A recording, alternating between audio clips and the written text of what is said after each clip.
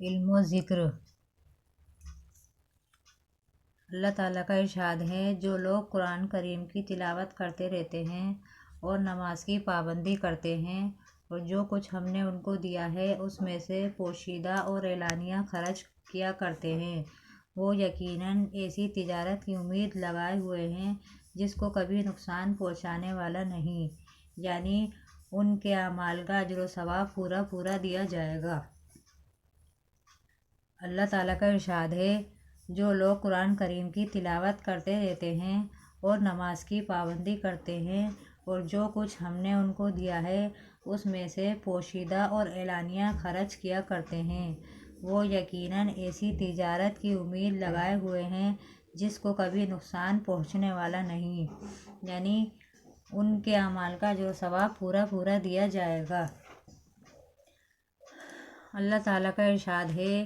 جو لوگ قرآن کریم کی تلاوت کرتے رہتے ہیں اور نماز کی پابندی کرتے ہیں اور جو کچھ ہم نے ان کو دیا ہے اس میں پوشیدہ اور اعلانیہ خرچ کیا کرتے ہیں، وہ یقیناً ایسی تجارت کی امید لگائے ہوئے ہیں جس کو کبھی نقصان پہنچنے والا نہیں، یعنی ان کے اعمال کا اجر و ثواب پورا پورا دیا جائے گا۔ حضرت ابو سعید رضی اللہ عنہ فرماتے ہیں کہ رسول اللہ صلی اللہ علیہ وسلم نے یہ حدیث قدسی بیان فرمائی ہے۔ اللہ تعالیٰ کا یہ فرمان ہے، جس شخص کو قرآن شریف کی مشغولی کی وجہ سے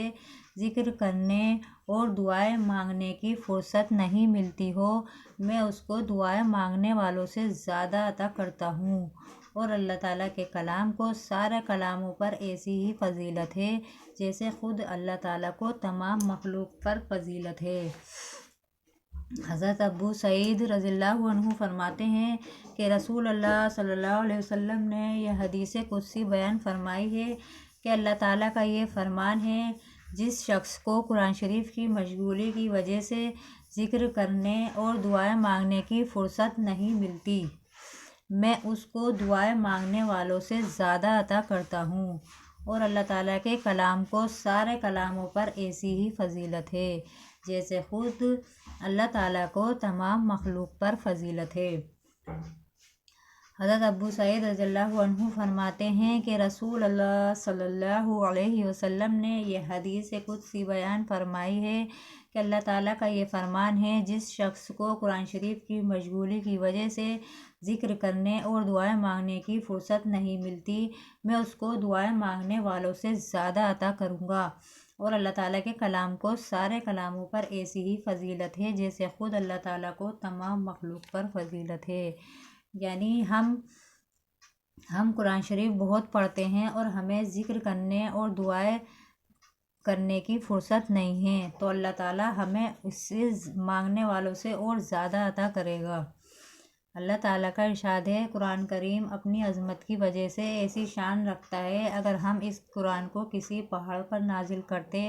اور پہاڑ میں شعور سمجھ ہوتی تو آپ اس پہاڑ کو دیکھتے کہ وہ اللہ تعالیٰ کے خوف سے دب جاتا اور پھٹ جاتا۔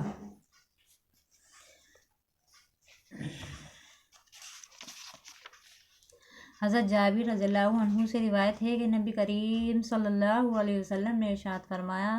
قرآن کریم ایسی شفاعت کرنے والا ہے جس کی شفاعت قبول کی گئی، اور ایسا جھگڑا کرنے والا ہے اس کا جھگڑا تسلیم کر لیا گیا، جو شخص اس کو اپنے آگے رکھے یعنی اس پر عمل کرے اس کو یہ جنت میں پہنچا دیتا ہے، اور جو اس کو پیٹھ پیچھے ڈال دے یعنی اس پر عمل نہ کرے اس کو یہ جہنم میں گرا دیتا ہے۔ فائدہ: قرآن کریم ایک ایسا جھگڑا کرنے والا ہے کہ اس کا جھگڑا تسلیم کر لیا گیا۔ اس کا مطلب یہ ہے کہ پڑھنے اور اس پر عمل کرنے والوں کے لیے درجات کے بڑھانے میں اللہ تعالیٰ کے دربار میں جھگڑتا ہے، اور اس کے حق میں لاپرواہی کرنے والوں سے مطالبہ کرتا ہے کہ میرا حق کیوں نہیں ادا کیا گیا۔ حضرت جابر رضی اللہ عنہ سے روایت ہے کہ نبی کریم صلی اللہ علیہ وسلم نے ارشاد فرمایا، قرآن کریم ایک ایسی شفاعت کرنے والا ہے جس کی شفاعت قبول کی گئی، اور ایسا جھگڑا کرنے والا ہے کہ اس کا جھگڑا تسلیم کر لیا گیا، جو شخص اس کو اپنے آگے رکھے یعنی اس پر عمل کرے اس کو یہ جنت میں پہنچا دیتا ہے، اور جو اس کو پیٹھ پیچھے ڈال دے یعنی اس پر عمل نہ کرے اس کو یہ جہنم میں گرا دیتا ہے۔ فائدہ: قرآن کریم ایک ایسا جھگڑا کرنے والا ہے، اس کا جھگڑا تسلیم کر لیا گیا۔ اس کا مطلب یہ ہے کہ پڑھنے اور اس پر عمل کرنے والوں کے لیے درجات کے بڑھانے میں اللہ تعالیٰ کے دربار میں جھگڑتا ہے، اور اس کے حق میں لاپرواہی کرنے والوں سے مطالبہ کرتا ہے کہ میرا حق کیوں نہیں ادا کیا گیا۔ فائدہ: قرآن کریم ایک ایسا جھگڑا کرنے والا ہے کہ اس کا جھگڑا تسلیم کر لیا گیا۔ اس کا مطلب یہ ہے کہ پڑھنے اور اس پر عمل کرنے والوں کے لیے درجات کے بڑھانے میں اللہ تعالیٰ کے دربار میں جھگڑتا ہے، اور اس کے حق میں لاپرواہی کرنے والوں سے مطالبہ کرتا ہے کہ میرا حق کیوں نہیں ادا کیا گیا۔ حضرت عمر رضی اللہ عنہ فرماتے ہیں کہ رسول اللہ صلی اللہ علیہ وسلم نے ارشاد فرمایا،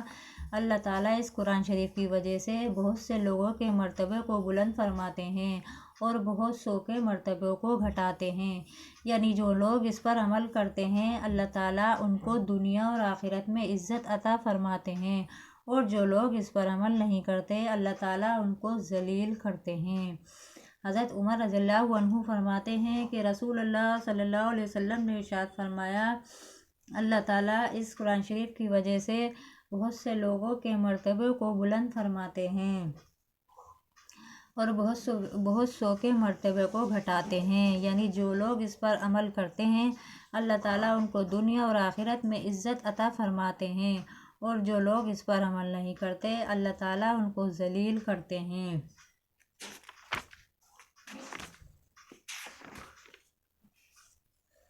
حضرت عقبہ بن عامر رضی اللہ عنہ فرماتے ہیں کہ میں نے رسول اللہ صلی اللہ علیہ وسلم کو ارشاد فرماتے ہوئے سنا، قرآن کریم آواز سے پڑھنے والے کا ثواب اعلانیہ صدقہ کرنے والے کی طرح ہے،